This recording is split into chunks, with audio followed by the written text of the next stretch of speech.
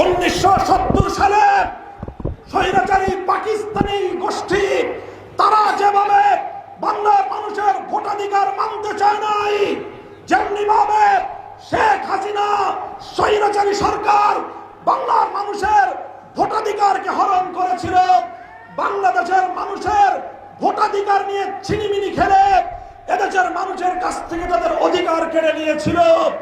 যদি জনাব তারেক জিয়া এবং বিএনপি যদি সেই পাকিস্তানি স্বৈর শাসকদের আর ফ্যাসিবাদী শেখ হাসিনার পথে হাঁটে, বিএনপি এবং তারেক জিয়ার ভিন্ন ভাগ্য হবে না। শেষ কথা বলতে চাই, ফ্যামিলি কার্ড দিচ্ছেন ভালো কথা, কৃষক কার্ড দিচ্ছেন ভালো কথা, মনে রাখবেন শুধুমাত্র টাকার বিনিময়ে জনগণের সম্মান এবং মর্যাদা আপনারা কিনতে পারবেন না।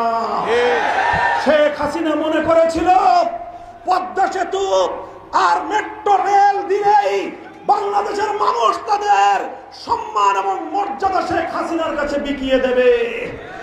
ইতিহাস প্রমাণ করেছে বাংলাদেশের আত্মাভিমানী মানুষ না খেয়ে থাকতে পারে, তারা তাদের সম্মান এবং গৌরব কোন স্বৈরাচারীর পায়ের নিচে পিষ্ট হতে দেয় না। যদি বিএনপি তোমরা সেই বিপজ্জনক পথে হাঁটো, ফ্যামিলি কার্ড আর কৃষক কার্ডের মাধ্যমে যদি 70% মানুষের ভোটাধিকার নিয়ে চিনিমিনি খেলবার চেষ্টা করো, যে পথে গিয়েছে শেখ হাসিনা সেই পথেই যাবে তারেক জিয়া।